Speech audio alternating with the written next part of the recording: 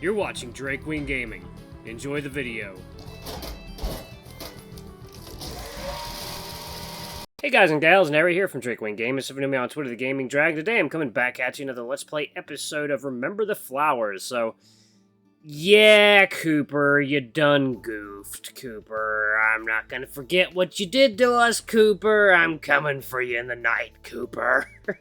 No, okay, we'll see if he can somehow redeem himself for this massive violation of trust. Only those of you who have played through the game already know. So let's go ahead and jump right back in, shall we? Please sit back and enjoy for the next 18 minutes to entertain you. Let's jump right in. Alarm Chan, you are up, and let's go. Okay. Have it already been 30 seconds? Okay. I think it's probably been 30 seconds. But just in case. What the f is going on? Did that bastard actually just sell me off? Why are we running away from these guys? With one final grunt, I slam my fist against the door, but I'm met with a pocket of air. The guard opens the door from the outside. All right, enough crying. I've had about enough of this hissy fit. I'm almost out of my breath at this point. There's both fear and anger in my eyes. I guess he doesn't quite like that as he sucker punches me right in the gut. All the wind vacates my body at once. It's a bizarre sensation to not be able to feel the punch, just the aftermath. Sir! Relax, we'll just say Lance did it. Look at his hand, he's clearly been tampered with. He yanks me up by my bandaged wrist, disregarding the fact that I'm struggling for air. Just look at what he's done to himself. His right pinky is just about to snap off. Through my days, I try to focus my hand. I've been hitting that door pretty hard, as my pinky is definitely crooked. There's fresh blood staining the bandages, too. Well, we can use this as an opportunity to check him. He drops me before he opens his axiom window. Before I know it, my arms and legs are tied up by some sort of fabric. I can feel him pinch my pinky with something. Well, shit, that's definitely him. I guess that settles it. I'll be back up front. Make sure he doesn't go under. Sir. Once the asshole leaves, the quiet guard leans down next to me. I'm sorry, this will all be over soon. All I can do is glare at her. I don't even want to acknowledge her. Regardless, she helps me sit on one of the benches along the wall. Just sit tight for a little while longer. I look in her direction, but not at her. Through her. I don't care. She looks at my direction for a while, as if she wants to say something else. She doesn't, though. She just leaves out the back and then shuts the door. Getting ready to start the car. Everything's happening all at once. I don't even bother processing anything. I'm aware that I'm shutting down emotionally. This is too much to process at once. I look out the window at one last time. Not a wolf in sight. I get the distinct feeling that the female guard might be very helpful. She is at least sympathetic. I'm not sure how long it's been since we started moving. I haven't bothered to converse with either of my two captors since we left. Occasionally I look outside the window. Just a lot of desert. I have time to think about everything that's happened for once. But I really don't want to. I don't want to believe that any of this is happening. So I choose not to acknowledge it, hoping I'll wake up on the train next to Cooper. No, next to Lance. I shudder and shake my head. How could I have been so stupid? Not just for believing him, but for getting so attached. Did he really sell me? This wasn't just him taking me home? What the hell is resume? Why does my head hurt more than usual? God fucking hell! This is bullshit! I sigh and lean back. I wish I had some of that pain-relieving shit Lance had. I can feel a scowl form on my face. With nothing else to do, I succumb to laying against the cool metal wall of the van, watching the boring desert scenery go by. Occasionally, the two guards in front strike up a conversation with each other. Most of it is about stuff I don't understand or care about. One part catches my attention. So, about Cyrus. What about him? We're not going to check his wounds before we, start again? Why would we? They'll take care of him at the central facility. I know, but... Relax, his injuries aren't life-threatening. I've been told they've pulled femurs out of him without him so much as flinching. The punch to the gut is nothing to a guy like him. They fucking what? Hello? What are you talking about? Oh, right, you're here. No shit. Where are we going? Resume. I'm losing my patience again. To maintain some level of dignity, I cut the conversation there. I'm not gonna get anything out of him. Can't wait. Oh, I'm sure. I stick my tongue out at him despite the fact that he can't see me. I nearly bite it as we come to a complete stop, sending me to the ground head first. Okay, I felt that. I'm definitely bleeding above my temple. I can't breathe properly while tied up in this position. What the hell do you think you were doing? We don't have enough time to make a detour. The other guard doesn't respond. Next thing I hear is a short scream before something slams into the glass. Beside my painted breathing, it's quiet. My painted breathing, it's painted breathing. Oh god. Oh god! He's throwing up paint!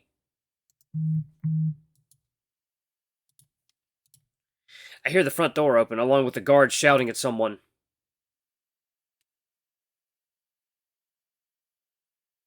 Hey, Axel! Are you around? This is where you said to meet up, right? She's yelling into the desert. After several minutes of her yelling, I'm surprised to hear another voice actually respond. Rose, we're over here! Oh, there you are. Did I actually beat you, Axel? Just by a bit. What's the situation? Well, I just shoved Clement's thick skull against the window. Smart. We might want to ditch him for the crows. I was thinking the same thing. He's been a pain in the ass for a while now. Guess our little fuck-up caused him some trouble, too. Finally, something good comes from this debacle. At this point, I'm starting to lose consciousness. I'm sick of being tossed around like this, literally. Hey, he's in there, right? Oh, hey, Belle? Ring. Ah, yeah, he's in there. We have a first aid kit in the in vehicle, right? Yeah, why? He's been through a lot. I can imagine. Here, let's get him out. Are we really doing this? Yes. I can hear the third member groan. I don't agree with this. It's above our pay grade. Then we'll negotiate for higher pay. Like that's ever gone well. Stop being a stick in the mud. Come on, let's help him already. Couldn't have said it better myself. These voices. They sound familiar. Before I can speculate further, the door opens. Oh my. Oh my! Well, hello there. He's like a Bengal cheese hyena. And what is he supposed to be? A feline or a canine of some sort? I would have said ram, but he doesn't have any horns. The evening sun gives them enough of a backlight for me to make them out. The guy holding the door looks like a white tiger. There's a hyena. She was the other guard, and someone I don't recognize. I recognize the other two, though. They're from the tablet Lance had. They were part of his former crew. This is not something I want to deal with right now. Hey, you doing all right? He speaks in a soothing voice. It's nice, but I'm not letting my guard down. I don't respond, I just stare at him. Hey, Axel, he's pretty shaken up. I can fill you in the car. Oh, alright. Sounds good. Oh, damn, I think he hit his head. Clement bound him up like that. Sorry, I couldn't stop him. I think you made all the right calls, don't worry. What's important is that he's safe now. Ring, can you go dump Clement's body in the ditch over there? I got a better idea. Goody, she says sarcastically. The big tiger steps inside the van and crouches down by me. Wow, those are some fangs. Come here, let's get you out of here. I don't resist, mainly because at this point I'm emotionally spent. They could throw me in the ocean for all I care. He pulls out a knife. I hate that I still don't care. My eyes follow the blade as he brings it closer to me. He's wearing a smile, but I'm not sure what for. Hard to tell with his eyes closed like that. I'm just gonna cut this stuff off of you, alright? I don't respond. He takes that as his cue to free me from the bindings. It slides off after a few cuts. Here, can you stand? At this point, it'll just be easier to cooperate. I sigh and sit up. Some blood trickles down my forehead. Oh, damn. Let's get you patched up. He offers his big paw to me. I hesitate for a moment. Eventually, I take it. I'll play along for now, till I can find an opportunity to escape. Thanks. I cause the tiger to open his eyes for a moment, before promptly shutting them. Of course, let's go. He attempts to help me out, but I insist I can get out by myself. Of course I can't, and I nearly fall face first to the gravel below. The tiger has to catch me so I don't meet the pavement. Whoa there! Alright, let me carry you. I can't fight him even if I wanted to. He gets me on his back. And I'm immediately reminded of Lance. I hate this. I should be reminded of my... How's that? The tiger tries to get me comfortable. I can feel his purring from here. It quickly lulls me into a much-needed rest. Damn, she buff. Ooh, I left her arm. I think he fell asleep. He could use some rest. We ready? Just a sec. The dragon's... Oh, he's a dragon. Okay. Fluff dragon. I don't see a lot of fluff dragons in games. We need more. The dragon's holding a bit of gear from the van along with a helmet. Oh, good call. but I bet we can get some data from Clement before they realize he's gone. I wouldn't count on it, but we can try. Get in the end vehicle. The van's about to blow up. Oh, hell yeah! The hyena and dragon give a resounding high five. Axel grumbles in response. A bit over the top, wouldn't you agree? Just how we like it. It'll be fine. Probably. Yeah. The three head inside the armored car. Kaboom!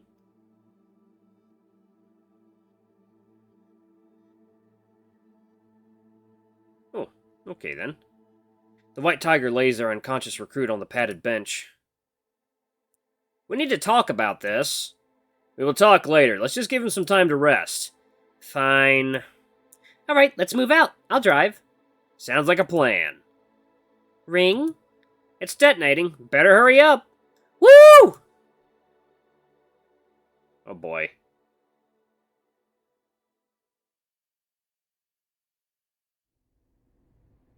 Aw, man.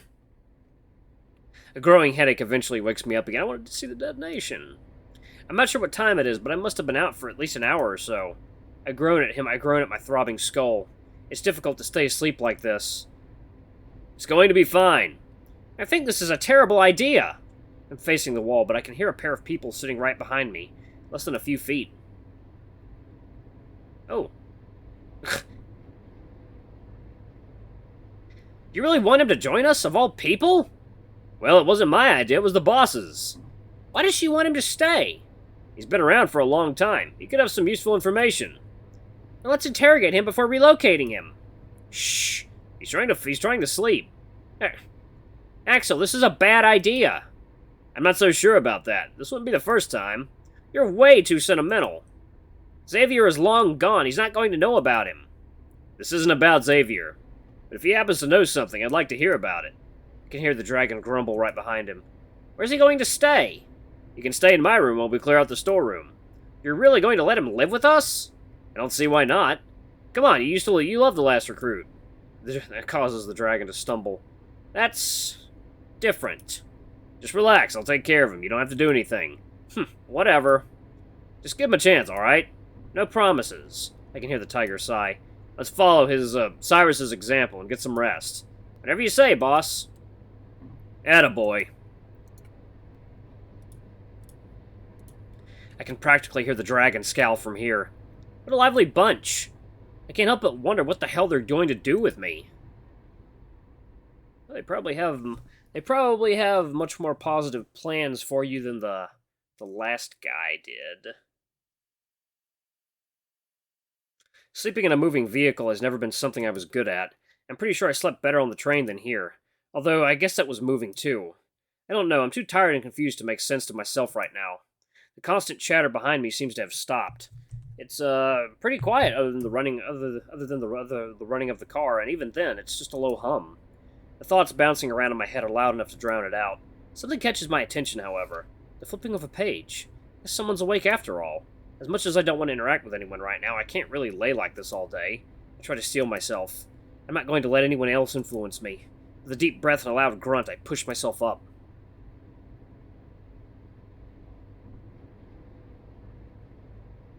Chapter 6. Another beginning. Ooh, sweet. New crew, new life. I rub my eyes and heave a long yawn. Oh, good morning. The tiger grabs my attention. He dog-ears the old book he's holding.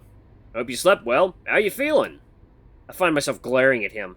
Eventually, I push myself up to sit more comfortably. The sun seems to just be coming up. There's enough light for me to see the tiger in front of me and the sleeping dragon next to him. He's snoring. Could have been better. I'm fine, though.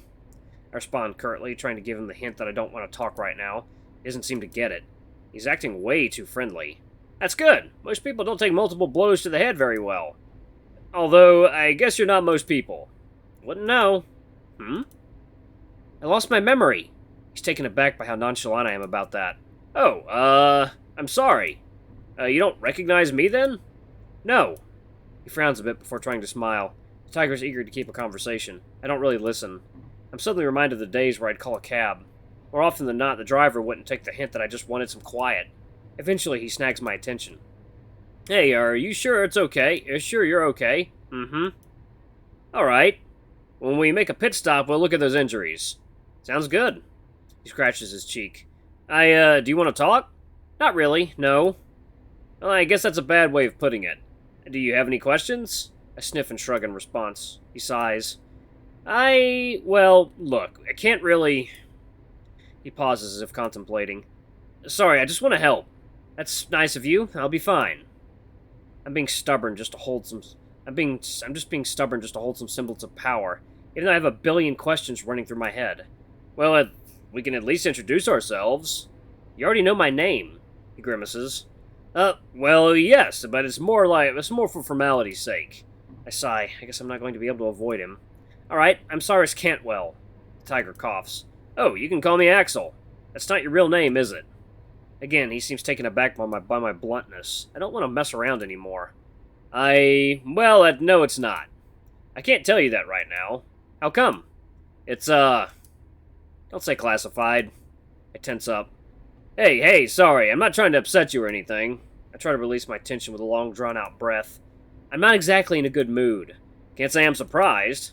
Look, I really do want to help. I can't tell you who I'm working for, or much about who I'm with. But I can answer pretty much anything else. I'm sure you have a lot of questions. I pinch the bridge of my nose. I think I'm getting a headache. Alright, here's a question. Can you stop talking to me? Axel deflates a bit at that. He nods before grabbing his book and picking up where he left off. Good. I don't want to deal with anyone right now. I lean back into the seat and stare out the window. Eventually I do start to feel guilty. It's really not like me to snap at someone like that, no matter the mood I'm in. Even so, I need to be careful with what I say from now on. Anything I do or say could be used against me. I guess I have to get used to the fact that I might not be able to trust anyone again. I wonder how long that will last. I cross my arms and tap my finger on my elbow. I managed to keep my breathing steady, but I can't deny that I'm anxious as all hell right now. It's time to weigh my options. Realistically, how long can the silent treatment last? Total silence won't do anyone any good. But I also have to be careful with what I say. I'll probably go insane from the mental gymnastics. Regardless, I'll survive. With an exhale, I turn toward the tiger. What are you reading? His ears perk up before he turns to face me. Oh, it's called From the Stars. You heard of it? Uh-oh, casual conversation time. No, I haven't. To be honest, I'm just surprised that you're reading a book at all. Yeah, they're pretty rare nowadays. I only have a few. This is probably my fourth time rereading this one. I can tell, it looks pretty old. Well, it is, probably around a century old. Huh? Who's the author? Alyssa Snyder, I think. He tries to look at the spine, but it's pretty faded. My friend was the one who found it. I don't know much about her. Same, never heard of her. I thought you said you lost your memory. Here comes the hard part. Most of it, it's fragmented. I see. So, Cyrus. I want to be honest with you. He closes his book again and sets it down on his lap. When I asked if you recognized me, it's because we were the ones who got you out of Resume. I figured. Your voice sounds pretty familiar. You leaving me in that alley is one of my earlier memories. Well, at least from when I woke up there. Alright guys, I'm gonna pause it right here. A lot has happened in this episode. We got a whole new cast of characters entering the scene. I'm very excited to see where the story heads. Anyway guys, thank you so much for watching. Don't forget to like, comment, subscribe, ring that notification bell. Leave a super thanks or a tip if you can, it always helps. Until the next video, I love you all. I'll see you next time. Bye-bye!